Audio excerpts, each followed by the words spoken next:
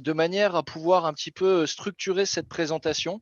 On va travailler étape par étape. Donc, dans un premier temps, en fait, on va voir comment réaliser une requête sur LinkedIn grâce à un certain nombre de techniques que va nous enseigner Jean-Baptiste Jézéchiel.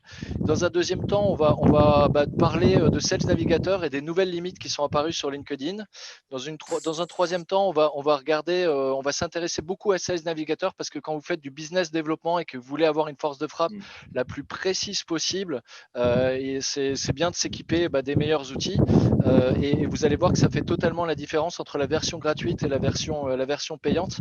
Et ça, c'est pour ça que vraiment Jean-Baptiste est très spécialisé sur l'utilisation à la fois de Sales Navigator pour enfin décrocher en fait ce qu'on appelle des fichiers de prospects qualifiés, et ce qui va permettre à Jean-Baptiste de planter le décor et de présenter sa propre solution qui est Evaboot, qui arrive un petit peu en queue de wagon, et qui a pour but de purifier ces fichiers prospects, parce que malgré la précision des données qu'on peut récupérer sur cette navigateur, il y a encore de la casse. Et justement, donc l'idée, c'était de permettre à Jean-Baptiste de présenter l'usage de sa solution, mais dans sa globalité.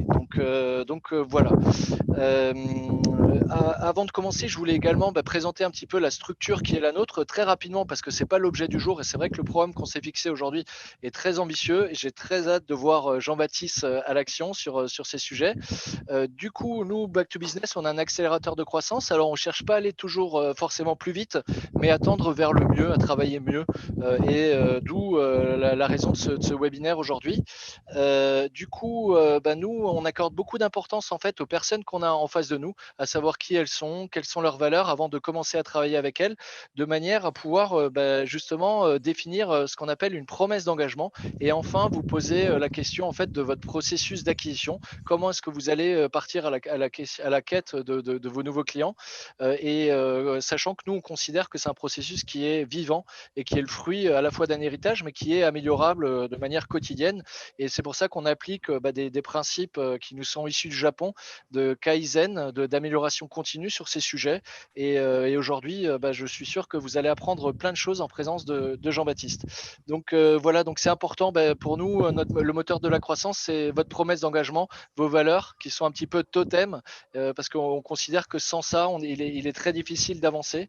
Du coup, chez Back to Business, notre promesse d'engagement, elle est très simple, c'est mettre l'intelligence naturelle au service de votre performance digitale. Et donc, euh, voilà, notre but, c'est de vous faire gagner un maximum de temps, parce que finalement, les compétences qu'on va vous enseigner, elles sont cruciales, mais ça peut prendre du temps de les incorporer, de les adapter en fait à votre propre projet. C'est pour ça qu'on est là pour vous proposer en fait cet accompagnement, sachant que le digital a complètement transformé nos métiers, mais aussi le métier de sales. Et vous allez voir tout de suite en fait lors de cette présentation en quoi le digital va pouvoir vous apporter une force de frappe, une précision qui va vous permettre d'améliorer vos performances. On a tendance à dire qu'on ne parle pas de croissance sans casser deux. Ça signifie tout simplement que nous, dans nos séances de coaching, on met le doigt là où ça fait mal, à essayer justement d'améliorer des choses qui ne vont pas bien dans vos moteurs de croissance. Et notre marque de fabrique, c'est de sortir un petit peu des sentiers battus. Et vous allez voir comment Jean-Baptiste sort complètement des sentiers battus à travers son approche, et va vous permettre de booster vos performances. Donc, il fait partie intégrante du collectif de Back to Business, et on est très heureux de le compter parmi nous. Donc, nous, on a un catalogue complet de formations et d'accompagnement autour de la question de la performance digitale. Et donc, que vous allez apercevoir aujourd'hui, ça appartient pleinement au module en fait devenir expert en social selling, mais ça intervient aussi dans d'autres plans de formation, sachant que c'est vraiment une compétence cruciale et déterminante. En tous les cas, c'est ce qui fait le succès de Back to Business aujourd'hui. Nous, on se distingue des autres structures d'organismes de formation de la manière suivante. On ne vous lâche pas dans la nature devant une plateforme de formation online avec des tutoriels que vous devez interpréter aussi bien que possible. On vous accompagne accompagne pleinement à travers des séances de coaching individualisées sur mesure où voilà, on pose les bonnes questions pour essayer d'avancer sur les points d'achoppement. Et ce qui est très fort, c'est que on est éligible au fait aux OPCO et au CPF. Donc en fait, notre accompagnement est entièrement indolore pour nos partenaires. Voilà, les avantages de LinkedIn, je pense que vous les connaissez tous. Je ne vais pas perdre plus de temps là-dessus. Et aujourd'hui, l'hypothèse, comme un gros acteur, c'est d'adopter en fait un état d'esprit. Et l'hypothèse qu'on va formuler, c'est si j'améliorais ma force de frappe, enfin la précision de ma force de frappe commerciale, j'aurais de meilleurs résultats. On va travailler. C'est l'hypothèse qu'on va formuler. Et après, à vous de la produire, de l'expérimenter, d'interpréter si c'est positif, enfin si ça a amélioré des choses chez vous. Voilà, donc bienvenue à tous. Merci à Jean-Baptiste pour sa présence et sans plus tarder, je te laisse la parole sur ce thème passionnant qui va être construire son fichier prospect qualifié. Alors, on avait dit en un clic, c'était un euphémisme de manière à communiquer de manière habile. C'est un peu plus qu'un clic, vous allez voir, c'est tout un cheminement, on va dire, de pensée. Je pense que le jeu en vaut la chandelle et c'est pas le nombre de clics qui est déterminant, mais c'est le business que ça va pouvoir vous rapporter au final.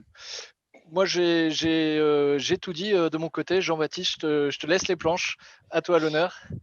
Yes, merci beaucoup pour cette intro, Ludovic. Donc, dans cette présentation, il y aura très très peu de slides ou de texte. Le but, c'est vraiment aujourd'hui que vous appreniez des compétences que vous pouvez reproduire tout seul chez vous plus tard.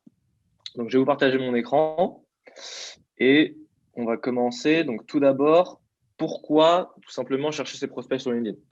LinkedIn, donc, c'est la plus grande base de données du monde. Il y a 700 millions de personnes dessus.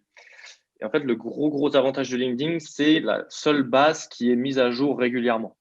Il y a une étude qui a été faite et qui montre en fait que 30% des bases statiques aujourd'hui, donc par exemple des gens qui peuvent vous vendre des fichiers en disant voilà, voici un fichier avec 10 000 directeurs commerciaux, etc., leurs emails, en fait, il y a sûrement 30% de la donnée là-dedans qui est périmée.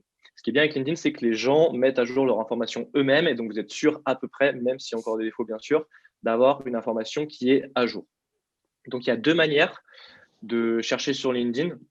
Il y a la recherche LinkedIn classique et il y a la recherche Sales Navigator qui est le produit payant de LinkedIn et qui permet de faire beaucoup plus de choses. Donc, tout d'abord, je vais vous présenter le moteur de recherche classique que vous avez sûrement dû peut-être utiliser déjà. Et donc, pour ces recherches, il y a deux choses à connaître et qui rejoignent un peu comment on crée du lien avec son prospect. On crée du lien avec son prospect parce qu'on sait qui c'est et on connaît ses besoins. Par exemple, vous êtes un PDG, vous êtes un directeur commercial, vous avez sûrement ce type de problème. On va pouvoir rechercher les gens par contact ou par entreprise. Par exemple, on va dire, moi, je veux un PDG dans le secteur de la food ou je veux une entreprise qui est entre 500 et 200 employés dans tel secteur. Donc ça, c'est vraiment des critères de définition. Là, qui sont vos prospects, qui sont les entreprises que vous visez. Ensuite, il y a une autre chose qui est le ciblage par comportement. Ça va être autre chose, ça va être est-ce que vous appartenez à un groupe? Est-ce que vous êtes présent à un événement? Ça va être un deuxième moyen de créer du lien qui fait ah, j'ai vu que vous faisiez partie de tel groupe, j'ai vu que vous étiez présent à cet événement, ça nous fait un point commun. Et voilà, là, vous pouvez créer du lien. Donc, avec LinkedIn, vous pouvez faire ces deux choses. Et voilà, ça se présente comme ça. Donc, à gauche ici, vous pouvez donc voir un peu toutes les choses que vous pouvez rechercher. Voilà, il y a des personnes, des jobs, des postes, des entreprises, des écoles, des groupes, des événements, des cours ou des services. Donc nous, ce qui va nous intéresser aujourd'hui, c'est les personnes, les entreprises, les groupes et les événements. Donc pour les personnes, donc ici, vous cliquez sur personnes et voilà, vous avez toute une liste de gens et ensuite, vous allez pouvoir ajouter des critères pour chercher vos prospects. La première chose très importante, c'est de sélectionner 2 et 3 ici dans mes relations. Comme ça, vous allez exclure tous les gens qui sont déjà dans votre réseau. Parce que le premier cercle, en fait, c'est des gens qui sont déjà dans votre réseau. Donc, quand vous faites de la prospection commerciale, typiquement, ce n'est pas des gens que vous avez envie de contacter. Donc, première chose à faire, c'est cliquer sur 2 et 3 ici. Comme ça, vous êtes sûr que vous allez nouer des relations avec des gens que vous ne connaissez pas encore. Ensuite, le lieu. Donc, typiquement, nous, ça va être la France ou une région plus précise. Ici, je vais mettre France. Ensuite, vous pouvez choisir une entreprise en particulier. Ça, c'est vraiment si vous ciblez très précis, mais généralement, vous êtes un peu plus large. Et ici, donc, vous allez avoir le reste des filtres que vous avez sur les personnes. Donc, vous avez voilà, les entreprises actuelles, si vous voulez visiter une entreprise en particulier. Si vous voulez, par exemple, contacter des anciens d'une boîte ou des gens dans une école, parce que typiquement, vous avez fait la même école, ça peut être un bon moyen de créer du lien aussi. On a fait la même école, etc. Je vends tel service. Est-ce que tu es disponible la semaine prochaine? Ça peut le faire aussi. Et là, typiquement, je peux également choisir des secteurs. Donc là, on peut par exemple choisir quelqu'un dans l'immobilier qui parle en français. Et là, tout en bas, ça va être vraiment le plus important, ça va être les mots-clés. Donc là, en fait, vous allez pouvoir chercher des mots directement dans les titres ou les profils des personnes. Donc typiquement ici, si je veux chercher des agents immobiliers, je tape agent immobilier dans poste. Je vais faire afficher les résultats ici. Et vous voyez que ici, voilà, j'ai une liste de 545 agents immobiliers en France que je ne connais pas et qui ont déclaré donc travailler dans le pays. Donc une fois que vous avez ça, voilà, vous avez potentiellement environ 600 prospects potentiels. Ce que vous pouvez faire après, on le verra un peu plus tard, c'est extraire ces personnes dans un Excel. Ça, je vais vous montrer un peu plus tard comment on fait. Et voilà, ici, vous avez déjà réussi à créer une liste de 600 personnes à contacter. Donc, ce process, vous pouvez faire la même chose pour les entreprises. Donc, si vous prenez entreprise ici, évidemment, vous n'avez pas les mêmes filtres parce que vous n'êtes pas connecté sur LinkedIn avec des entreprises, donc vous n'avez pas le filtre 2 et 3, typiquement. Pareil, vous pouvez prendre un pays. N'hésitez pas d'ailleurs à poser des questions dans le chat si vous avez des questions sur ce que je suis en train de faire et Ludovic se chargera de me les poser directement. Avec grand plaisir, oui. Voilà. Pour la pas que ça dernière. soit un cours magistral non plus. Non, pour la dernière, enfin la première requête que tu as fait, en fait, c'était des directeurs commerciaux qui étaient à la fois donc directeur commercial et agent immobilier. Si de la manière dont tu as formulé. Effectivement, j'avais laissé directeur commercial d'ici, je l'avais pas vu. Ouais. C'est Ludovic. Donc effectivement, ici, il faut pas laisser. Ici, le champ de recherche est un peu trop générique. Je vous conseille de ne pas laisser de mots ici et de directement utiliser en fait les filtres qui sont en dessous. Donc on a vu tout à l'heure qui sont titres, mots-clés, etc. Parce que ici, LinkedIn va chercher un peu dans tous les champs et ça ne va pas être précis. Donc vraiment, n'utilisez pas ce champ-là. Utilisez plutôt les champs qu'on a vus tout à l'heure, donc qui sont titres, mots-clés, nom, prénom, etc. Donc, qui étaient juste ici en bas. Là. Parce que comme ça, vous allez pouvoir en fait chercher directement dans le poste plutôt que partout dans le profil. Typiquement, si je tape, par exemple, si je tape avocat et quelqu'un a fait des études de droit et écrit quelque part avocat dans son profil, mais en fait, il en avait marre du droit total et il a fait une école d'ingénieur après ou n'importe quoi, il va sortir dans la recherche en fait. Parce qu'il y a écrit quelque part dans son profil droit ou avocat, c'est quelque chose qu'il a fait par exemple il y a 20 ans et qu'il ne fait plus du tout. Alors que quand vous cherchez dans poste, vous êtes sûr là de trouver les postes actuels des personnes. Donc vraiment, je vous conseille d'utiliser là cet encart poste ici, plutôt que d'utiliser ici la recherche mot-clé. Super, oui. Donc je vais enchaîner voilà, sur l'entreprise. Donc on va faire pareil pour la France, 2 entreprises en France. On peut prendre par exemple le secteur voilà, de la construction, par exemple. Ici, je vais avoir toutes les boîtes de construction. Et là, ce qui est intéressant, c'est que je vais pouvoir choisir la taille de l'entreprise. Donc ça, typiquement, votre service ne s'adresse pas forcément à des boîtes du CAC 40 comme à des startups de la construction ou alors à des PME. Donc ici, vous pouvez choisir les différents segments d'entreprise que vous voulez viser. Là, typiquement, je vais viser des PME voilà, entre 11 et 500 employés.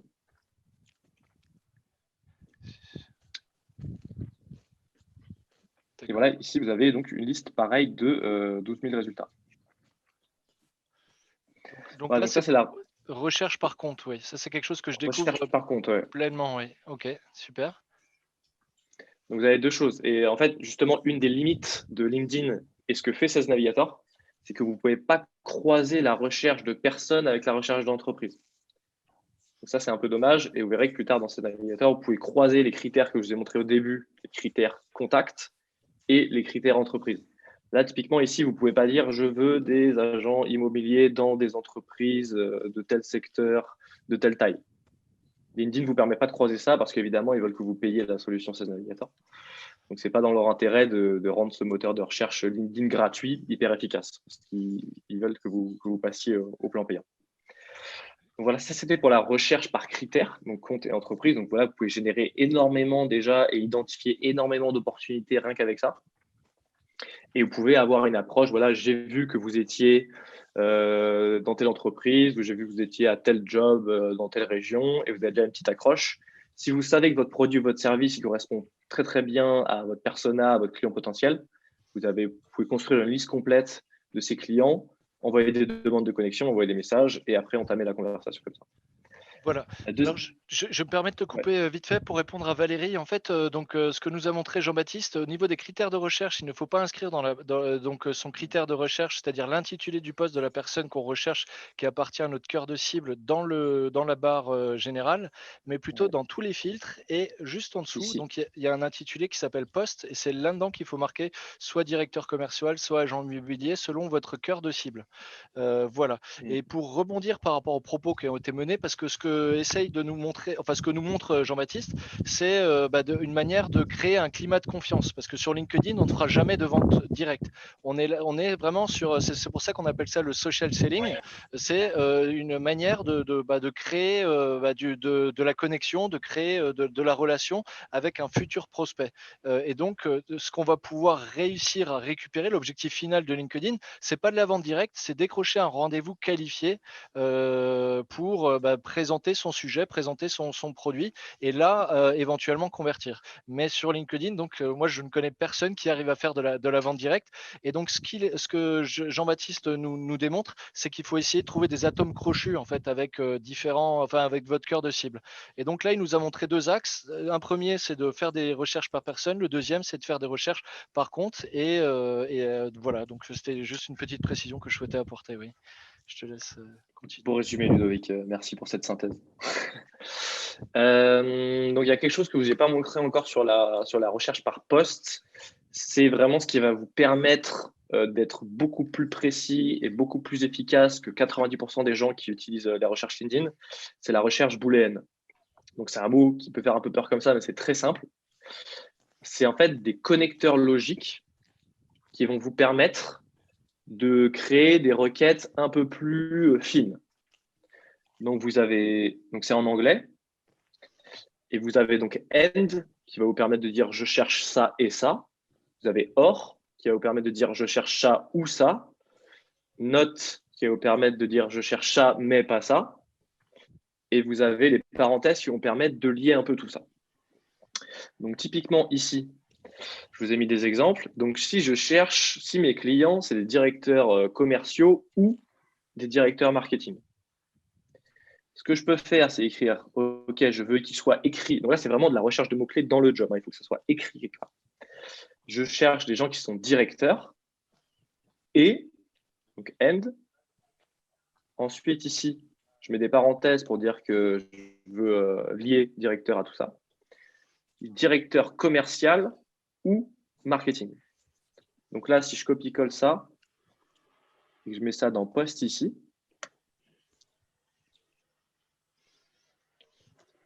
je vais avoir des gens qui sont directeur commercial et marketing, directeur commercial ou directeur marketing. De la même manière, et ça vaut pour le français parce qu'en anglais, c'est plus facile parce qu'il y a moins cette notion de féminin-masculin. Mais quand vous tapez directeur commercial, vous allez supprimer toutes les directrices commerciales. Et ça, c'est dommage. Donc, pour faire ça, pareil, pour gérer le féminin et le masculin, vous pouvez utiliser ça. Et ça, en français, c'est vraiment le cas d'usage le plus fréquent et ce qui va être utile. Donc, ici, pareil, j'ai mis directeur hors directrice, donc féminin, masculin. Et j'ai mis pareil, parce en français, les accords, ce n'est pas la même orthographe.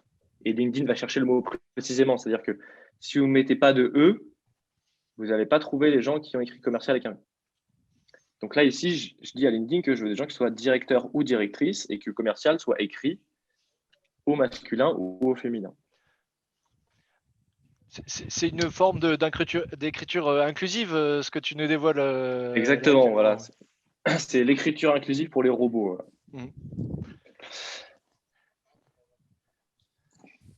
Et voilà, donc ici, vous allez voir que, alors, attends, voilà, donc vous avez directeur et ici, voilà, vous avez directrice commerciale. Donc voilà, à chaque fois que vous avez du féminin et du masculin dans vos recherches, vous pouvez utiliser ça, comme ça, vous perdez personne. Voilà, donc ça, c'était la recherche par critères, comme je vous ai montré ici. Maintenant, on va voir ce que disait Ludovic sur la création de liens. En fait, avoir un prétexte pour contacter la personne. Il vous faut un prétexte pour contacter la personne. Le plus facile, c'est j'ai vu que vous étiez tel job. Mais ça, c'est niveau 1. Niveau 2, c'est j'ai vu que vous étiez là il y a 2 semaines. Ça, c'est un peu plus qualitatif. Ça permet de créer du lien un peu plus facilement. Et donc, ça va être la recherche par comportement, donc qui sont donc la présence dans des groupes ou la présence à des événements. Donc, pareil ici, vous allez pouvoir, et là pour le coup, il vous faudra utiliser la barre du haut.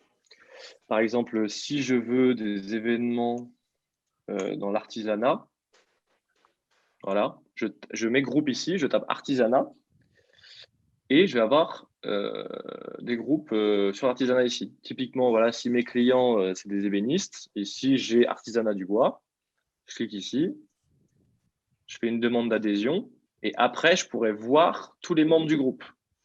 Et là, j'ai un bon prétexte pour contacter parce que je lui dis j'ai vu que vous étiez dans tel groupe, moi le sujet il m'intéresse aussi, etc. Ça vous en dit qu'on en discute.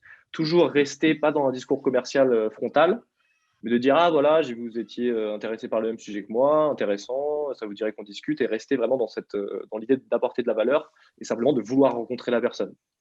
Voilà, 2 êtres humains qui se rencontrent, qui veulent discuter sans forcément vouloir vendre tout de suite derrière. Parce que si vous êtes trop pushy, et je pense que tout le monde reçoit des messages absolument horribles sur LinkedIn tout le temps, pas du tout personnalisés, qui essayent de vous vendre des choses tout de suite.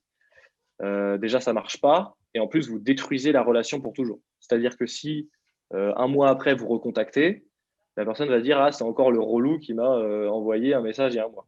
Donc, vous détruisez totalement la relation que vous avez avec cette personne directement. Donc, faites vraiment attention aux messages que vous envoyez parce que ça peut vraiment impacter votre crédibilité en tant qu'entreprise. Si vous contactez 300 personnes avec des messages qui ne sont pas bien faits, les gens se parlent et les gens vont dire toi aussi, celui-là, il t'a contacté avec son message pourri, etc. Alors je me permets d'enfoncer le clou parce que c'est vrai que personne n'ouvre sa porte à un commercial en règle générale. Et c'est vrai que chez Back to Business, on a prohibé le terme de vente. Allô ? Oui, de vente désormais. Et donc, c'est pour ça que nous, ce qu'on préfère, c'est créer de la relation. Et donc, c'est pour ça que dans les messages, en fait. Arrête là, tu me saoules. Je vous prie de m'excuser si vous pouviez couper votre micro. C'est moi qui dis rien, ouais. Alors, Oui, c'est ça. s'il vous plaît, est-ce qu'il est possible de couper le micro ? Marc, vous avez votre micro ouvert. Ouais, merci bien. Oui. Ok, j'en étais. Et c'est vrai que écrire ces messages, en fait, quand on est débutant, on peut faire réaliser des mauvaises pratiques. C'est pour ça que nous, on propose en fait un accompagnement de manière à améliorer en fait votre copywriting. Et pour ça, on a un coach de taille qui est Christopher Piton, qui est également l'auteur de la méthode à la conquête de LinkedIn. Et c'est vrai que donc ce qu'on essaye de faire dans ces messages de prospection, c'est de piquer la curiosité en fait de son prospect par rapport à la valeur ajoutée de son sujet, de manière à pouvoir créer la relation. Et donc c'est ce à quoi fait référence Jean-Baptiste, d'éviter d'être pushy, d'être trop direct, et plutôt créer du lien, de la relation, parce qu'en fait il faut voir à travers. Alors, je vais devoir couper les micros. Je vais voir comment on fait ça. Je suis désolé parce que ça. Le filtre pour afficher un fond, tu sais. Comment on fait les. Il me semble que tu peux cliquer et couper le micro des participants si tu veux.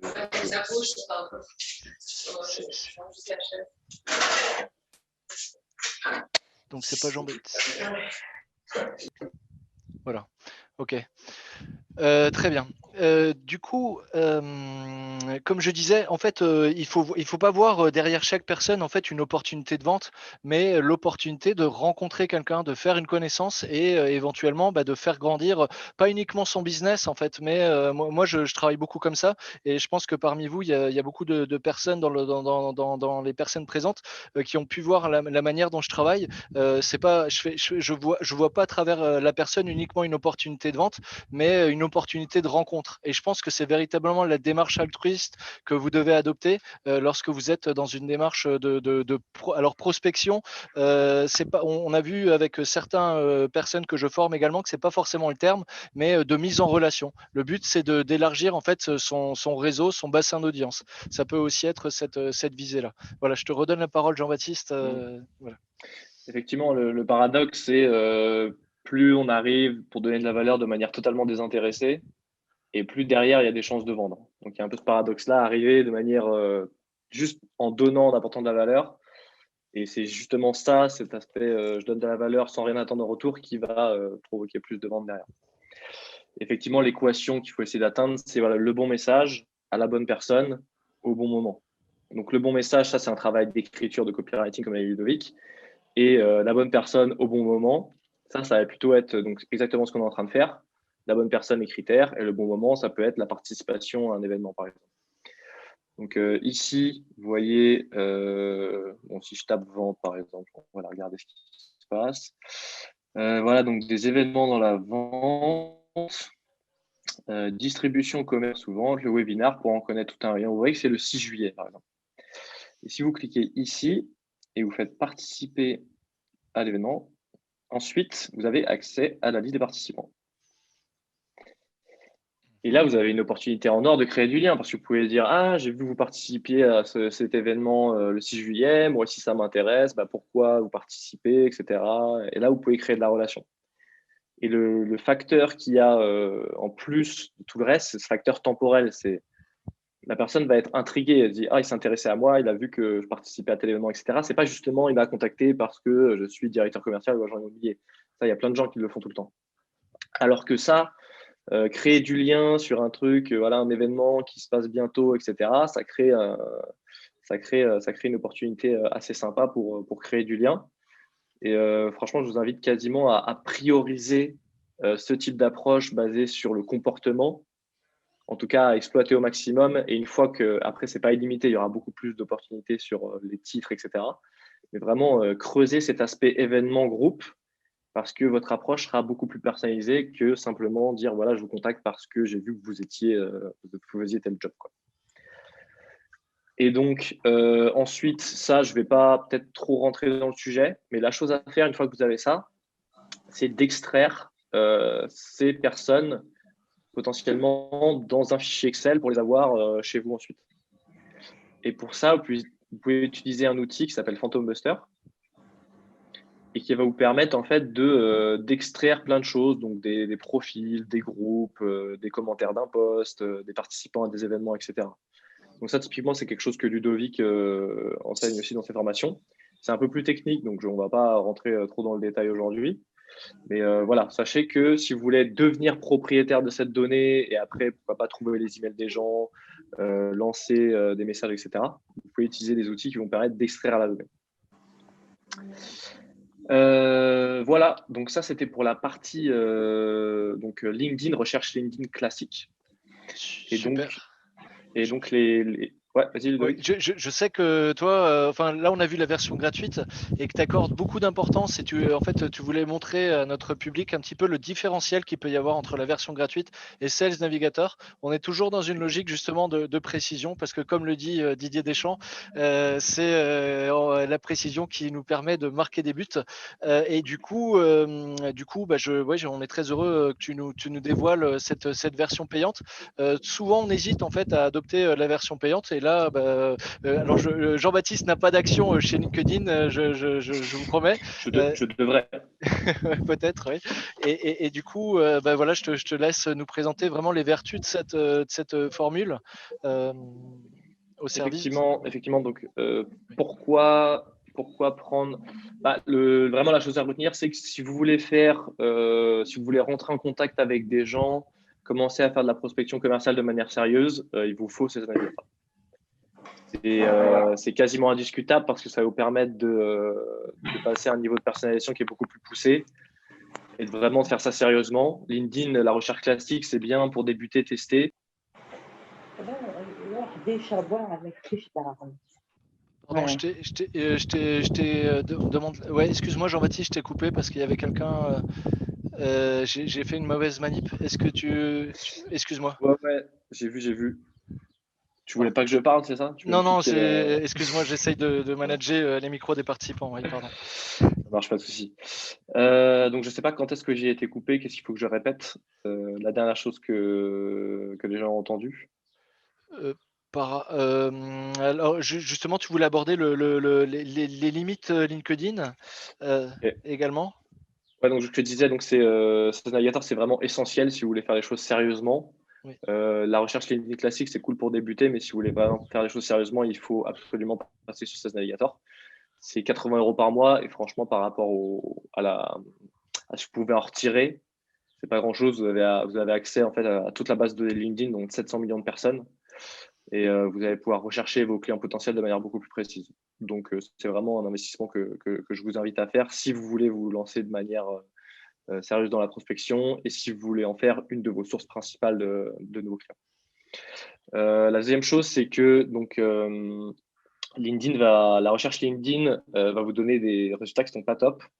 Après les 5 premières pages, par exemple, si vous tapez directeur commercial, au bout de 5 pages, vous allez commencer à avoir des gens qui sont ingénieurs, médecins ou maires, ou vraiment des trucs qui n'ont rien à voir.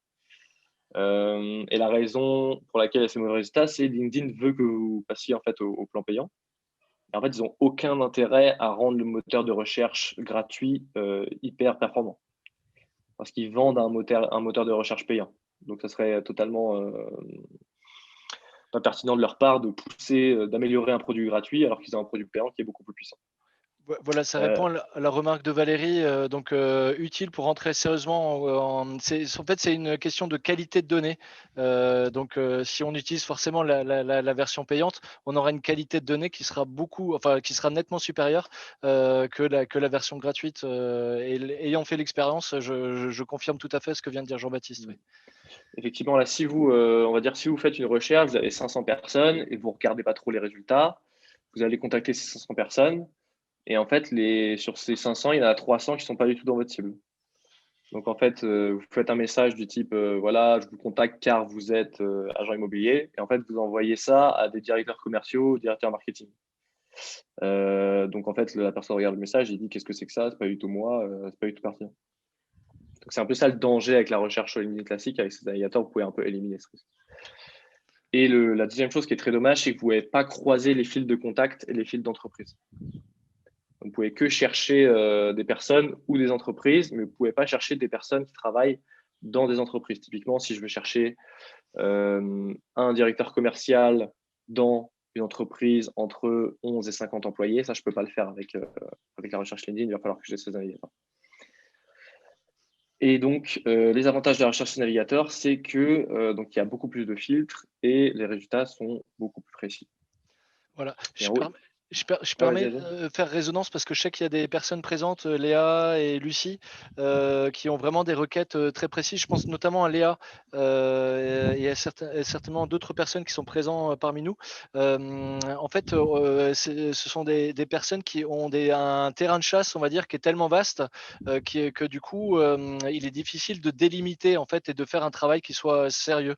Et du coup, c'est vrai qu'il y a une nouvelle tendance là dans le domaine du marketing qui est l'ABM approach, qui est account-based management et qui consiste en fait à distinguer ses prospects selon en fait leur niveau de conversion et leur niveau de valeur ajoutée. Et du coup, l'idée en fait, c'est d'adapter son discours, son approche selon le potentiel que peut révéler en fait le prospect pour vous. Et donc c'est ça en quoi c'est intéressant, c'est que ça va vous permettre d'apporter une approche qui soit nuancée et qui soit pleinement, avec des filtres que vous allez pouvoir reconnaître et de dire, tiens, soit que ce soit le nombre de salariés, soit que ce soit le secteur d'activité, et d'avoir un discours qui soit toujours cohérent et aligné par rapport à ce que le prospect a envie d'entendre pour pouvoir le toucher droit au cœur. C'est ça le but finalement de la prospection, et les avantages de ces filtres, ça va être de booster en fait la précision de votre force de frappe. Ouais. Voilà. Effectivement, les recherches LinkedIn sont là pour implémenter des segmentations que vous avez auparavant faites sur papier ou dans votre tête. Donc, il faut d'abord être très, très clair sur ce que vous cherchez, parce que LinkedIn va simplement vous permettre d'exécuter ça et de chercher les personnes que vous avez déjà définies en amont. Donc, avant même de faire une recherche, il faut être très, très clair sur vos clients, vos différents types de clients potentiels. Et LinkedIn va vous servir simplement à chercher ces gens. Mais d'abord, coucher limite sur papier, voilà, quels sont les mots-clés que je cherche, quel type de boîte, etc. Ça ne sert à rien de faire une recherche LinkedIn si vous n'avez pas précisément défini votre persona avant et défini votre persona selon les critères de LinkedIn. Donc là, par exemple, je vous ai montré des mots-clés, des filtres, etc. Il va falloir que vous preniez vos clients potentiels et que vous les fassiez rentrer dans ces cases qu'a créé LinkedIn. Donc, qu'est-ce qu'ils travaillent dans des entreprises entre 11 et 50 employés, quels mots-clés ils ont dans leur titre, quels mots-clés ils ont dans leur profil, dans quelle industrie ils travaillent, etc. Donc, voilà, vraiment ce travail de vous prenez votre persona que vous pouvez faire un peu classique. Voilà, mon client, c'est Pierre qui a 35 ans, il habite en région, etc.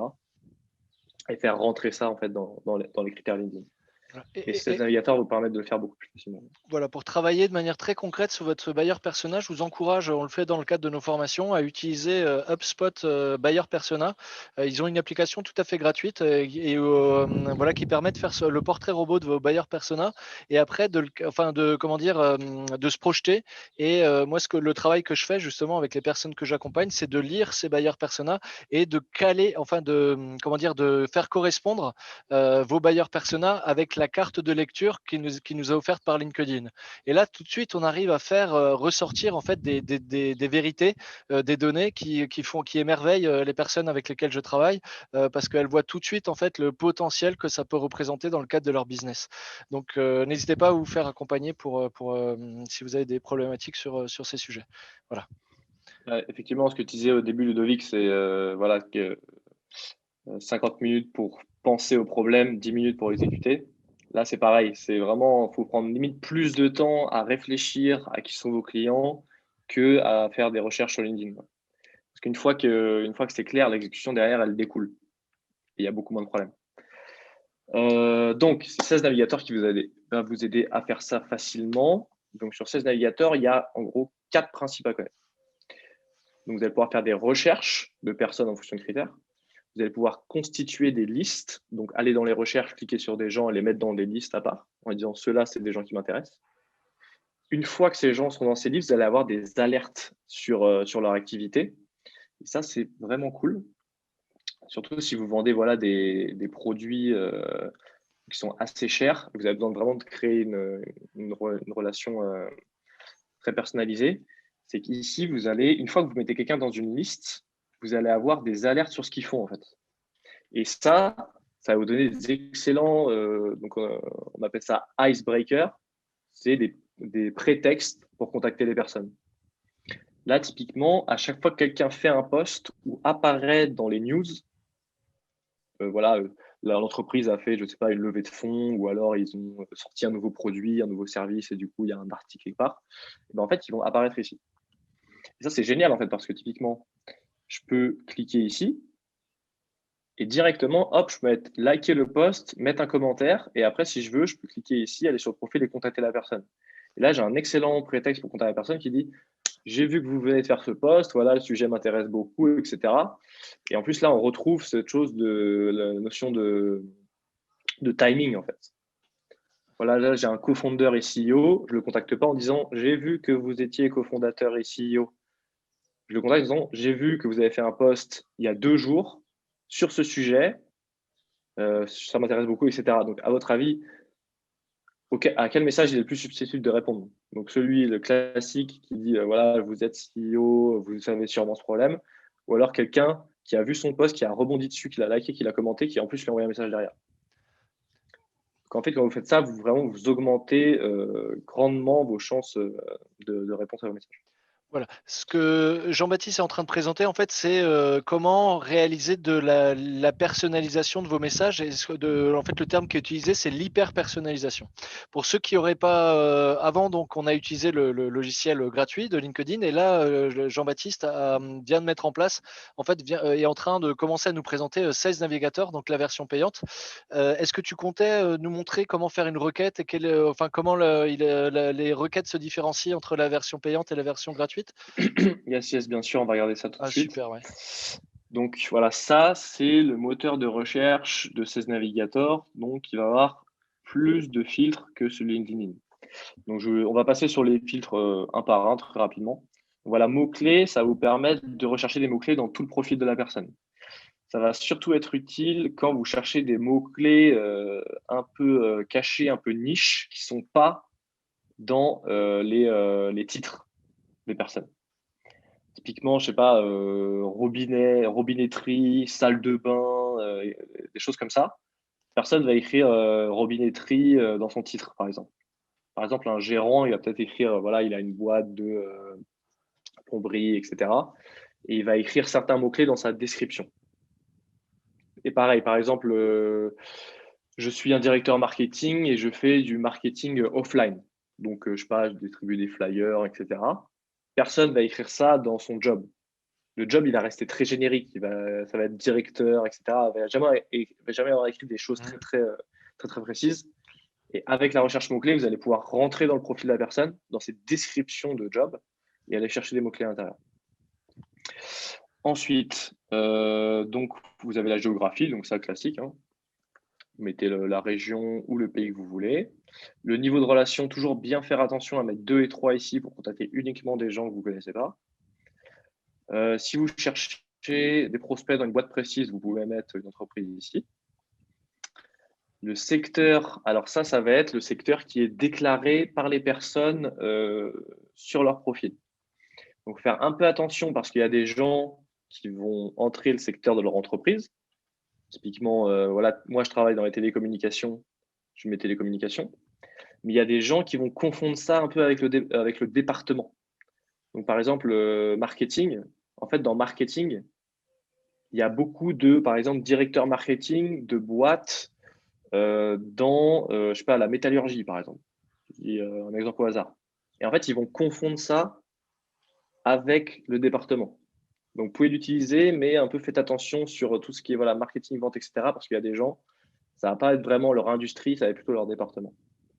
Donc, à utiliser quand même avec précaution.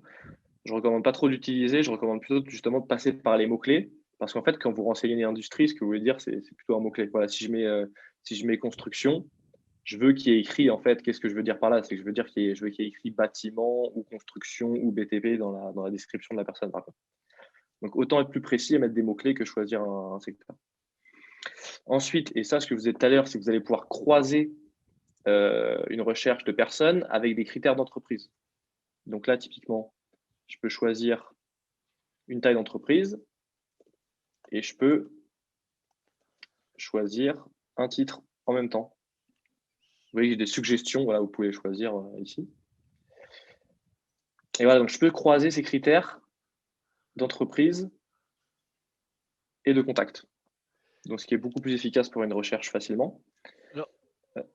Ouais, entreprise, est-ce que tu peux appuyer dessus? Qu'est-ce qui se passe dans l'entreprise? C'est le nom de l'entreprise, c'est que tu peux choisir une entreprise particulière. Donc, si vous voulez absolument, par exemple, le PDG d'une boîte, vous pouvez le chercher ici. Là, par exemple, je recherche des directeurs commerciaux à la Société Générale. D'accord. Ok, ah oui, je comprends mieux. Et moi, j'ai eu des difficultés par rapport justement la différenciation entre le niveau hiérarchique et la fonction. Et ça a eu des grandes influences en fait sur le résultat de mes requêtes. Quelle est ton expérience à toi? Est-ce qu'il faut jouer un petit peu avec ces deux?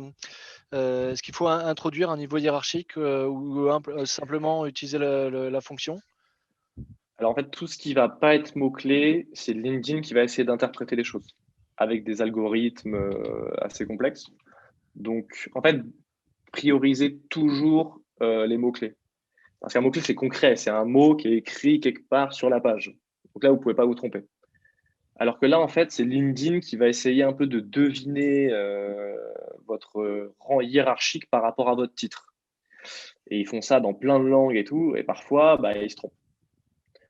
Et typiquement, voilà, si je recherche ici, au lieu de mettre PDG, ici, là, typiquement, j'ai un directeur des ventes quand je mets PDG. Alors que si je cherche des PDG, autant écrire en fait PDG dans les titres directement. Okay, ouais. Ça ne sert à rien de dire je veux des gens qui soient à peu près PDG. Si je veux quelqu'un qui soit PDG, j'ai écrit PDG. Donc toujours prioriser, parce que dans le titre, très généralement, vous avez la notion de hiérarchie. Vous êtes directeur de quelque chose, manager, etc. Donc généralement, les notions de hiérarchie sont déjà écrites dans le titre. Après, si vous avez un secteur où les gens mettent des titres un peu très différents, très farfelus, effectivement, vous pouvez quand même, moi je vous invite à choisir, si vous l'utilisez, propriétaire, PDG, vice-président et directeur. Voilà. Et avec ça, vous avez en gros les decision makers, donc des entreprises, donc les gens qui ont le budget, qui vont potentiellement prendre la décision d'acheter votre produit ou votre service. Ce que vous pouvez faire aussi, c'est exclure des choses. Et ça va vous éviter, par exemple, d'avoir des stagiaires ou des gens en formation dans vos recherches. Ce n'est pas qu'un stagiaire qui va décider d'acheter votre produit ou votre service. Donc là, ce que je peux faire, c'est à chaque fois que j'ai un filtre, c'est exclure les personnes en cliquant sur le petit bouton ici. Ah d'accord, ouais.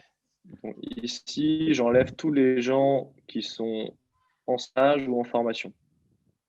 Donc voilà, ça vous évite de contacter des gens qui n'ont pas de budget, qui ne sont pas les personnes qui sont decision makers sur votre produit ou votre service. La fonction pareil.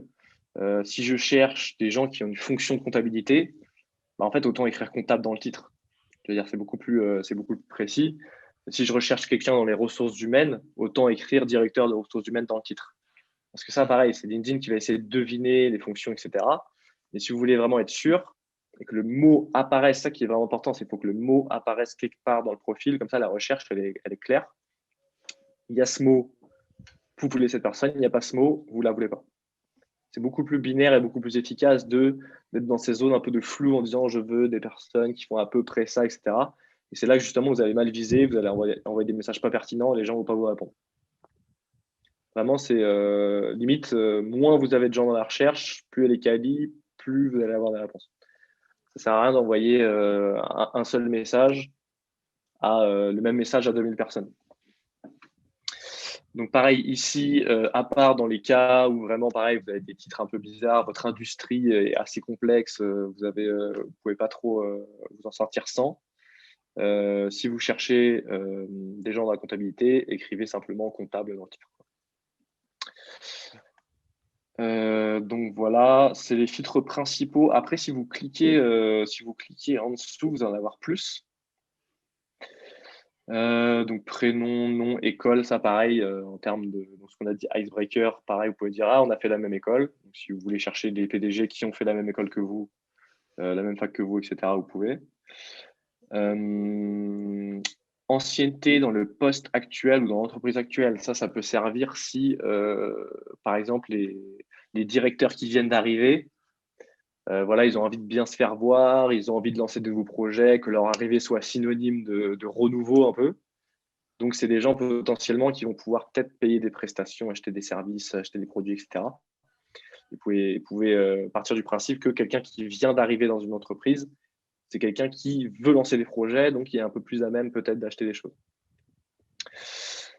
Le type d'entreprise, ça dépend de votre business. Si vous voulez contacter des associations, si vous vendez votre service à des écoles, voilà, vous pouvez cliquer sur établissement éducatif ici. Vous pouvez choisir aussi des sociétés cotées en bourse, des gens qui sont indépendants, etc. Donc typiquement, si vous si votre produit ou votre service s'adresse à des indépendants ou des freelances, ça c'est un bon moyen de les sélectionner ici. Alors ici, il y a appartenance à des groupes ou mots-clés dans les posts. Ça ne marche pas beaucoup. Franchement, pour l'avoir testé, ça marche très peu. Donc, je vous conseille pas trop de les utiliser. Là, pour le coup, limite, la recherche groupe, elle sera mieux sur LinkedIn classique. La recherche groupe sur Sales Navigator, ça marche pas des masses. Et Sales Navigator, ça va plutôt vous servir justement sur les recherches critères que les recherches comportement. Oui, et ça change tout parce qu'on n'approche pas une TPE et une PME de la même manière en fait, quoi. Et seul Sales Navigator permet de pouvoir avoir un focus très précis par rapport à des critères et qui encore une fois permettent de développer une approche qui soit la plus nuancée possible et qui vous permettent de vous distinguer et de matcher en fait avec votre futur prospect. Oui. Effectivement, plus vous découpez, plus vous allez être précis, plus vous allez avoir de réponses. Et comme Ludovic a dit, on n'approche pas quelqu'un qui est indépendant comme quelqu'un qui a 10 employés, comme une boîte du CAC 40. Donc, essayez de segmenter au maximum et de créer un message par audience. Et d'autant plus, je me permets juste encore une remarque. On n'en a pas parlé, mais c'est vrai qu'il y a des nouvelles limites LinkedIn qui sont arrivées. Et désormais, on n'a plus la même mansuétude, les mêmes possibilités qu'il y a quelques semaines encore sur LinkedIn. Donc c'est vrai que désormais, je crois qu'on est aux alentours d'une centaine de demandes de contact par mois par profil, ce qui signifie que votre bande passante, enfin votre force de frappe par profil et finalement a été grandement réduite. Et donc, face à ça, encore une fois, le gros acteur face à une problématique essaye de trouver des solutions. Et l'une des solutions qu'on met en avant et qu'on suggère, c'est justement d'augmenter en fait la qualité de votre prospection en faisant de l'hyper personnalisation et trouver les atomes crochus grâce à ce type de recherche pour créer du lien et remporter la conversion, quoi. Donc c'est le moment ou jamais d'employer en fait les différentes techniques que nous apprend aujourd'hui Jean-Baptiste. Oui. Effectivement, l'impact de ça, c'est qu'avant, on pouvait se permettre d'être un peu plus large, un peu moins rigoureux sur le ciblage, parce qu'on avait plus de cartouches, entre guillemets, à griller. Aujourd'hui, vous avez 100 invitations par semaine. Donc, il y en a beaucoup moins. Avant, c'était 100 par jour. Donc, il y a beaucoup moins de cartouches à griller. Donc, utilisez-les au mieux. C'est-à-dire que là, si je ne regarde pas, je prends les 3000 personnes, je vise au pif. Et imaginons que voilà, je prends 1000 personnes. Sur ces 1000 personnes, en fait, il y en a 500, elles ne sont pas du tout dans ma cible. Si j'ai un outil pour envoyer des invitations, des messages, etc., ça veut dire que je perds 5 semaines, donc 5 fois 100, à envoyer des invitations, des messages à des gens qui n'achèteront jamais mon produit. Et 5 semaines, c'est vraiment énorme en termes de temps de business. Donc voilà, soyez précis sur vos invitations parce qu'aujourd'hui, voilà, en plus sinon vous perdez du temps, de l'argent et du focus. Et vous ne parlez pas aux bonnes personnes. Donc vous apprenez rien en plus. Voilà, donc ça c'était la recherche de prospects, donc par critères. Là, je vais vous montrer la meilleure pratique, en gros, sur Sales Navigator, la meilleure technique à faire pour avoir des bons résultats. Cette technique, c'est justement l'ABM dont a parlé Ludovic juste avant, Account-Based Marketing, qui va vous permettre d'abord, en fait, de viser les entreprises que vous souhaitez contacter et ensuite de chercher les decision makers dans ces entreprises. Donc, phase 1, je regarde les entreprises avec qui je veux travailler. Phase 2, je recherche les decision makers dans cette entreprise. Et ici, justement, vous pouvez faire la même chose que je vous ai déjà montré, mais avec la recherche de comptes. Donc là, on va chercher des boîtes. Et là, donc, voilà, on va faire une recherche classique. Donc, voilà, on va regarder sur la construction, par exemple. Je veux des entreprises dans la construction. Donc, je vais prendre peut-être des entreprises voilà, un peu plus grosses. Croissance. Ce qui est intéressant, c'est la croissance. Croissance des effectifs. Donc là, vous pouvez voir si une entreprise est en hyper-croissance ou au contraire ralentit. Vous allez pouvoir choisir, typiquement, ça, je ne connaissais pas. Ouais, c'est hyper intéressant. Ouais. Donc là, vous voyez, là, je vous prenais tout. Donc, des entreprises qui sont de moins 100 à plus 100%. Moi, je ne veux pas d'entreprises qui sont en train de licencier des gens parce qu'ils ne vont pas acheter ma solution. Donc, je veux prendre des gens qui sont en bonne croissance, entre 50 et 100% de croissance. Voilà. Donc ici, j'ai une liste de boîtes qui sont en train de grandir, qui génèrent du chiffre d'affaires, qui ont potentiellement du budget pour acheter ma solution. Chiffre d'affaires annuel, ça je vous conseille pas, c'est très peu précis. La donnée de LinkedIn là-dessus, ils sont pas hyper forts pour aller récupérer la donnée, les chiffres d'affaires, etc. Ça, limite, aller chercher sur Société Info des données légales pour être sûr, mais ça, c'est pas très fiable. Technologie utilisée, ça, c'est pas fiable du tout non plus. Alors, il y a des gens, par exemple, typiquement, si vous vendez des choses à des e-commerce. Les e-commerce, ils sont souvent des choses, ils ont souvent des logiciels pour pouvoir mettre leur site. Les plus connus, c'est Shopify, par exemple. La moitié des e-commerce sont Shopify. Donc, si vous voyez qu'une entreprise utilise Shopify, eh ben, c'est sûrement un e-commerce. Vous vendez un produit e-commerce. Donc là, vous pouvez en plus envoyer un message en disant j'ai vu que vous utilisiez telle technologie, etc. Ça, pareil, Sales Navigator, c'est pas le bon outil pour faire ça. Il y en a plein d'autres. De faire ça, peut-être Ludovic pourra vous en parler après. Mais Sales Navigator, c'est pas la bonne chose. Donc, je vous conseille là-dessus, c'est vraiment donc la taille, le secteur, la localisation, le nombre d'abonnés. Ça, clairement, vous n'avez pas à segmenter vos audiences selon si elles ont 100 ou 1000 abonnés. Ça ne sert à rien. Donc, je vous conseille c'est croissance, taille, secteur et mots-clés. Donc là, typiquement, si je veux être sûr, je peux rajouter BTP. Ah, on a tout enlevé. Les joies de l'informatique. Ouais, c'est l'effet démo, on appelle. Alors peut-être qu'il n'aime pas le BTP, je sais pas. Parce que ouais, BTP, c'est une terminologie franco-française peut-être, non? Bah non. Et ce qu'il faut savoir aussi, c'est que Sales Navigator, en ce moment, ils font beaucoup de tests, ils changent un peu l'interface, etc. Donc parfois ça bug. Mais bon, écoutez.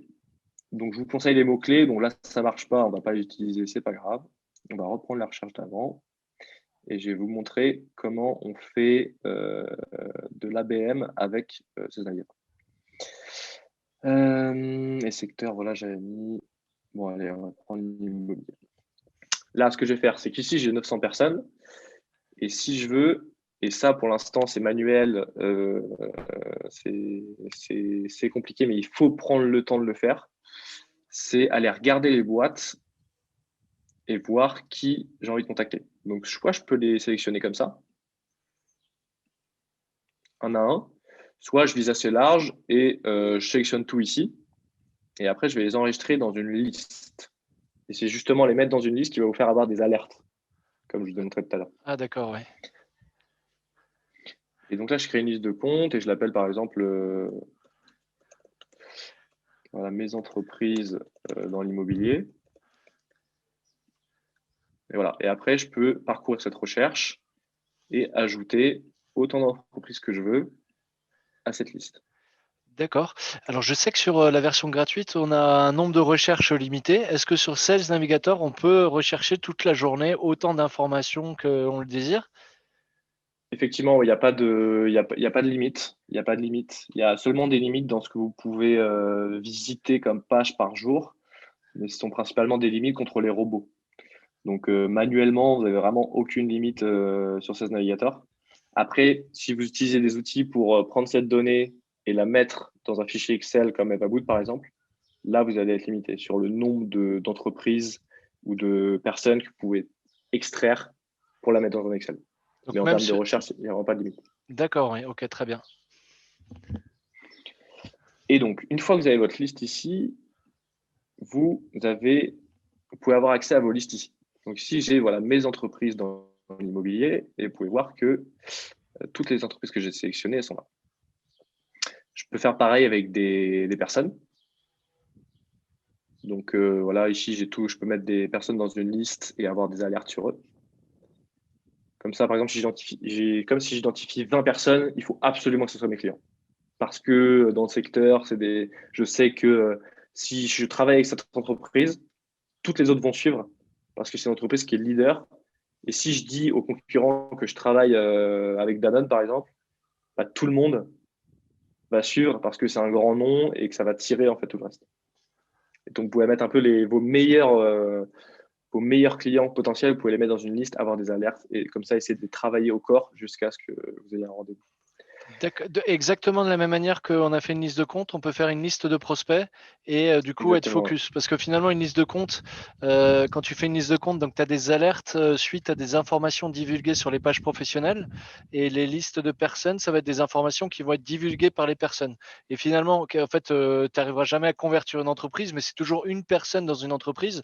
Donc ce qui est plus précieux, j'ai l'impression, c'est des listes de personnes, un cœur de cible voilà, qu'on a réussi à identifier et qu'on va suivre comme un petit peu sur Twitter et avec lesquels on va essayer d'interagir pour les séduire au mieux, en fait, si j'ai bien compris la logique de travail. Oui.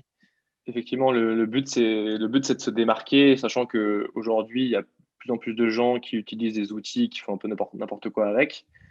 Donc, de plus en plus, si vous ne faites pas le travail, vous allez être noyé dans la masse qui envoie des messages bonjour avec le mauvais prénom, avec le mauvais job, etc. Donc, il faut sortir de la masse. Comment on sort de la masse? C'est en étant plus personnalisé que les autres. Et justement, ces alertes-là, enfin, je sais pas, personnellement, des messages de personnes qui me disent ah, j'ai vu ton post il y a 2 jours, c'était cool. On n'en reçoit pas tous les jours, quoi. Donc, directement, quand vous voyez que quelqu'un s'est un minimum intéressé à vous, au moins vous lui portez de l'attention. Et c'est une manière de se démarquer. Effectivement, dans les alertes, vous avez les alertes sur les personnes, vous avez les alertes sur les comptes. Après, vous pouvez vous servir d'une alerte. Par exemple, si vous avez un prospect qui est identifié dans votre tête et vous voyez sa boîte ici, vous pouvez dire ah, ok, donc là, tes slides ont été mentionnés dans les news. Je vais aller parler à mon prospect en lui disant ah, tiens, j'ai vu que ta boîte a été mentionnée dans l'actualité, hyper cool, votre nouveau produit, etc. Donc, ça, pareil, icebreaker, personnalisation, se démarquer de la masse, obtenir plus de réponses. Et donc, à quoi ça va vous servir aussi de faire une liste d'entreprises? Il y a un fil que je ne vous ai pas montré, c'est liste personnalisée. Et en fait, cette méthode, elle vous permet d'identifier voilà, des decision makers dans une liste d'entreprises que vous avez constituée juste avant, comme ce qu'on vient de faire dans l'immobilier. Donc là, ce que je fais, c'est que je vais dans Compte et je vais choisir mes entreprises dans l'immobilier. D'accord. Et là, paf, magie, j'ai tous les gens qui travaillent dans ces entreprises ici. Donc, absolument tous les employés des entreprises que j'ai sélectionnées auparavant, ils sont là. Maintenant, qu'est-ce que je fais? Toujours, on n'oublie pas, hyper important, d'exclure les gens de son réseau. Et après, je vais pouvoir chercher ma persona, mon client potentiel, dans ces entreprises. Donc là, par exemple, je veux tous les PDG. Ah, voilà, il n'y a pas de PDG. Je vais prendre CEO. Voilà. Et là, voilà, juste en créant une liste et en écrivant CEO dans le titre, j'ai tous les CEO des entreprises que j'ai sélectionnées. Alors, c'est allé un peu vite pour moi. Peut-être que ça allait très vite pour vous également. Est-ce qu'il est possible de ralentir là, enfin de refaire il y a quelque chose que j'ai pas intellectuellement intégré. Donc, tu es parti de quoi? C'est quoi ta base de départ? Mes entreprises dans l'immobilier, c'est la liste des entreprises que tu avais sélectionnées au préalable? Effectivement, donc je refais le process. Oui. Le but, c'est de partir d'une recherche d'entreprise. Donc ici, vous voyez résultat des comptes. Donc ça, c'est une recherche entreprise. D'accord. Après, vous mettez des critères ici. Oui, je me souviens. Et vous cliquez sur enregistrer dans la liste. Mmh. Et vous pouvez ajouter une liste qui est existante ou alors créer une liste de comptes. Ensuite, une fois que vous avez fait ça, là, vous avez sélectionné les boîtes. Et voilà, moi, je veux bosser avec cette boîte, cette boîte, cette boîte, cette boîte, cette boîte, cette boîte. Vous avez une liste d'entreprises avec laquelle vous voulez travailler. Ensuite, cette entreprise, elle va apparaître, cette liste d'entreprises va apparaître ici. D'accord, ouais. Et là, si vous cliquez là, vous allez avoir accès à toutes les entreprises que vous avez sélectionnées. Mmh. Ensuite, une fois que vous avez fait cette première étape, Ouais. Alors c'est comme un tamis en fait. C'est comme si parce que nous on a appris là dans les premières parties à faire une requête en fait, que ce soit sous CS Navigator la version gratuite. Et là c'est comme si tu passais ton fichier en fait dans deux tamis, enfin dans deux filtres ou deux deux tamis différents pour retenir vraiment que l'essentiel, que le meilleur quoi, que le nectar. Ouais. ouais, effectivement, parce que si vous, il y a aussi des défauts sur ce navigateur. Et si vous cherchez, par exemple, en moyenne, il y aura 20% des gens qui ne correspondent pas à vos filtres dans les recherches. Donc pareil, si vous tapez CEO et vous allez sur la dernière page, vous allez voir que vous allez retrouver avec des gens qui sont pas du tout dans votre cible. Et en fait, faire cette technique-là, d'abord identifier les entreprises, déjà ça vous force à faire le travail de quelle typologie d'entreprise j'ai envie de travailler. Et ensuite, vous pouvez identifier les personnes qui ont du budget, qui sont decision makers à l'intérieur de ces entreprises, juste en mettant votre titre. Et ça vous permet de drastiquement réduire le nombre de mauvais prospects qu'il y aura dans votre recherche. Et je pense que tu es la meilleure, enfin une des meilleures personnes pour parler justement du fait que ça permet d'épargner au maximum les commerciaux et de leur donner, et d'alimenter en fait leurs pipes commerciaux avec uniquement de la donnée qui soit la plus pure et la plus pertinente possible. Oui. Ok, super, oui. Effectivement. C'est aujourd'hui, et toutes les personnes qui ont de l'expérience avec Sales Navigator aujourd'hui vraiment utilisent cette technique. Vous pouvez tenter des recherches sans ça, si finalement l'entreprise importe peu et que vous, c'est surtout, par exemple, je parle des freelances, des indépendants. Si votre cible est indépendante, finalement, ça sert un peu à rien peut-être pour vous de faire ça. Mais si vos clients sont des entreprises, si vous êtes dans le B2B, là, ça vaut le coup. Et vraiment, ça va augmenter beaucoup la qualité de vos recherches. Pour vous dire, EvaBoot, nous, on est un logiciel qui va mesurer la qualité de vos recherches. Et sur les recherches qui sont faites avec cette technique, on est entre 80 et 100% de validité, alors que sur les autres, on peut descendre à 50%. D'accord. Et justement, est-ce qu'on arrive là, est-ce que c'est le point ultime où on met en place ta solution EvaBoot pour comment est-ce qu'on l'agence par rapport à ce que tu viens de nous montrer? Comment est-ce qu'elle elle apporte de la valeur ajoutée et elle sublime le résultat qu'on vient d'extraire? Ouais, alors effectivement, nous, on va intervenir quand vous êtes content avec votre recherche et que vous voulez la mettre dans un fichier Excel. Donc là, vous voyez ici, j'ai un bouton Extract with EvaBoot. Extract avec EvaBoot. Et si j'appuie dessus, je vais aller sur EvaBoot et j'ai juste à nommer. Donc ici, c'est donc des CEO dans l'immobilier. Et hop. Là, je vais lancer en fait un robot qui va à ma place venir extraire ça et mettre dans un fichier. Et je vais récupérer toutes les personnes qui sont dans ma recherche dans un fichier. Que je peux télécharger ici. Et comme ça, vous avez toute la donnée dans un fichier Excel et après, vous pouvez en faire ce que vous voulez, la mettre dans un outil, trouver la donnée, donner à un autre logiciel pour trouver les emails, par exemple, et ensuite envoyer des emails. Ou alors mettre ça dans un outil LinkedIn, et ça, Ludovic peut vous en parler aussi, mais il y a des outils LinkedIn qui permettent d'envoyer des messages automatiquement, de dire « je veux t'inviter le jour 1 », t'envoyer un message 3 jours après, t'envoyer un message la semaine d'après, etc. Et un petit peu automatiser en fait votre prospection commerciale. Voilà. Alors, juste une petite parenthèse parce qu'on cherche de plus en plus à se détacher de l'automatisation et donc il faut savoir en fait que ces sujets existent, que ces solutions existent. Alors juste pour distinguer parce que là aujourd'hui, Jean-Baptiste, il nous présente un robot qui lui a pas du tout la même fonction en fait, d'automatisation dont fait allusion, Jean-Baptiste. La fonction d'EvaBoot, c'est de purifier encore une fois, cette donnée, pour récupérer que de la donnée qui soit pertinente.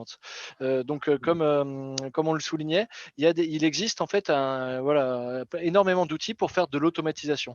Mais ça, c'est pas forcément très, très, très pertinent quand on s'adresse à un CIO d'envoyer un message automatisé parce que c'est très difficile de créer de la personnalisation, de trouver des variables qui vont nous permettre d'automatiser en fait ces messages. Donc, c'est bien de savoir comment ces outils existent. Mais aujourd'hui, en fait, Back to Business, on est sur le développement d'une solution qui soit entièrement économique, sociale et solidaire et qui vise en fait à créer de l'emploi sur des pays en voie de développement. Et donc l'idée, on travaille avec un partenaire qui encadre en fait des femmes situées dans les pays en voie de développement pour leur donner en fait ces micro-tâches à réaliser. Donc on imagine là qu'on retire cette base de données qui a été réalisée par Jean-Baptiste et vous nous la transmettez. Nous, on forme en fait ces femmes à bien connaître en fait votre sujet, à bien connaître vos éléments de langage, vos valeurs, etc.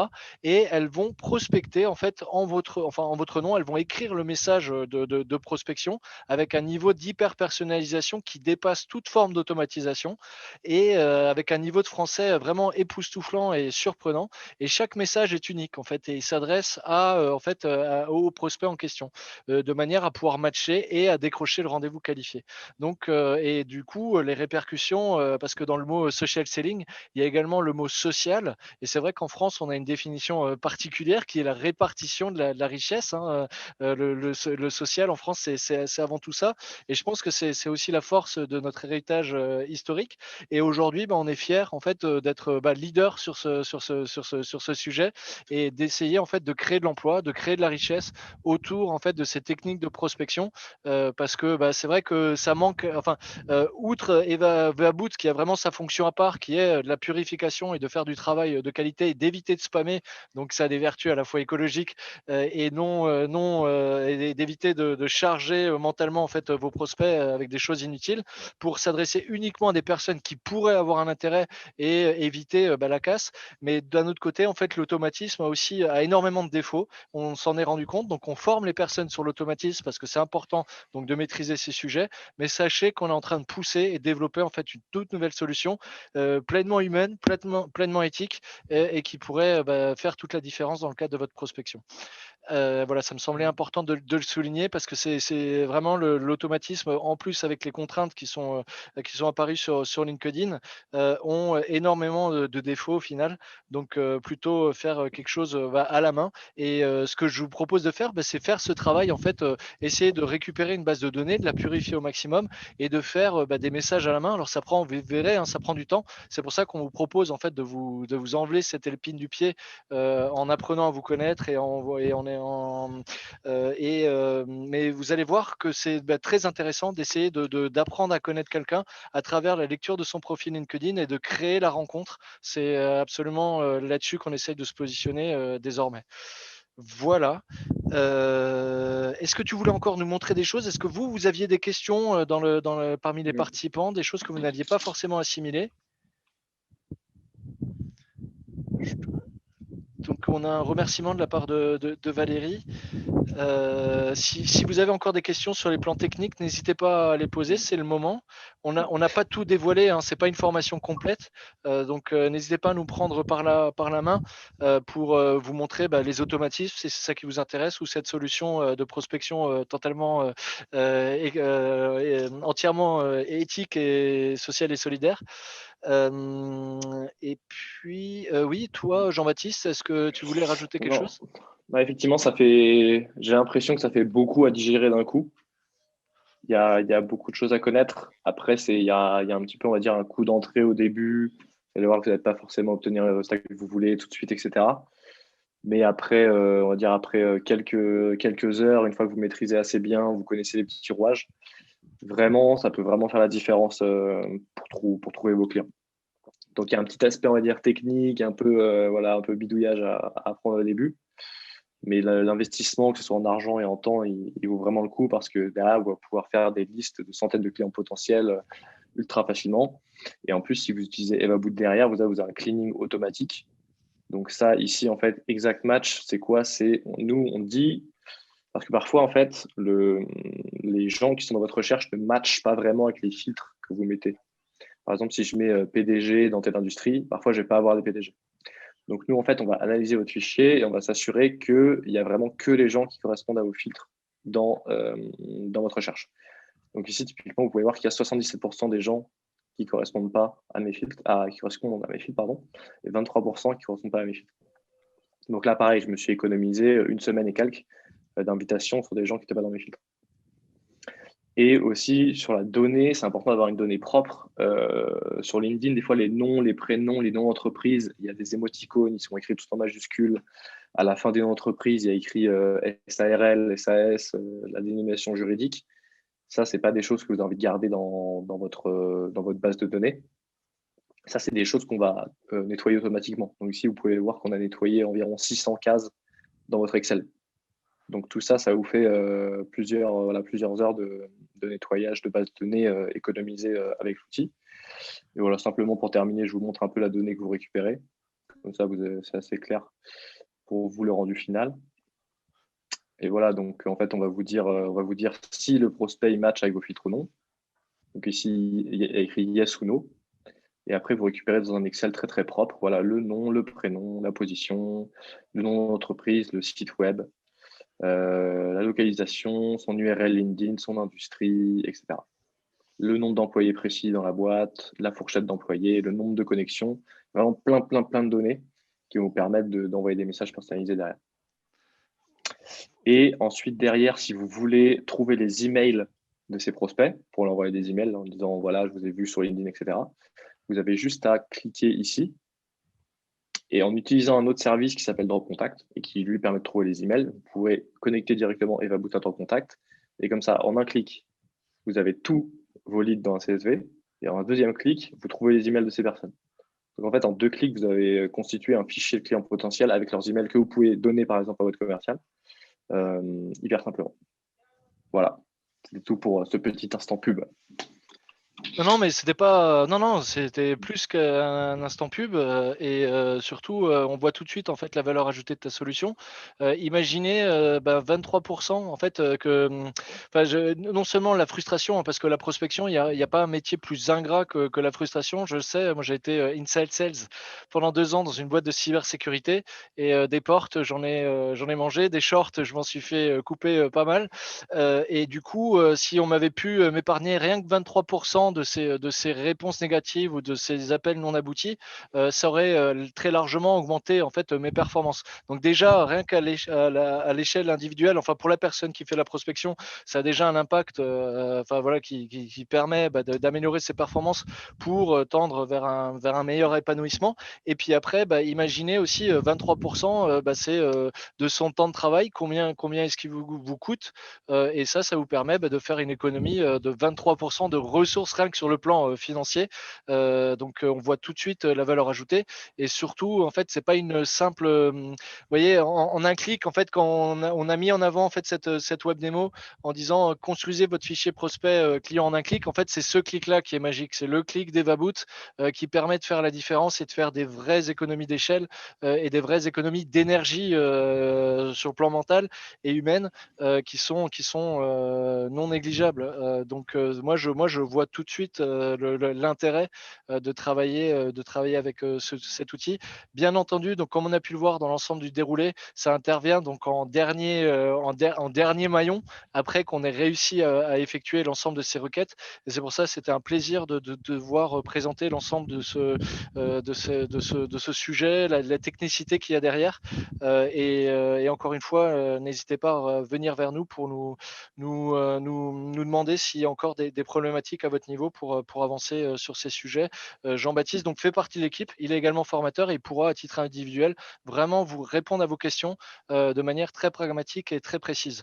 Voilà, je te laisse le mot de la fin, Jean-Baptiste. En tous les cas, moi je te remercie véritablement pour la qualité de ton intervention, ta présence et ton enthousiasme. Moi, ça me fait très plaisir de bosser avec toi. Je te laisse la main pour clôturer cette web démo. Oui. Écoute, merci beaucoup Ludovic de m'avoir invité. Merci à tous. J'espère que tout était clair. Comme j'ai dit, hein, ça fait quand même beaucoup à processer d'un coup. Mais vraiment, après, il n'y a qu'une seule manière, c'est d'aller, de mettre les mains dans le cambouis. Vous verrez qu'après quelques heures, vous obtiendrez déjà des résultats assez cool. Et si vous avez n'importe quelle des questions sur Sales Navigator ou sur Evaboot, nous, sur le site, il y a plein de vidéos, de tutoriels pour pouvoir apprendre à maîtriser l'outil.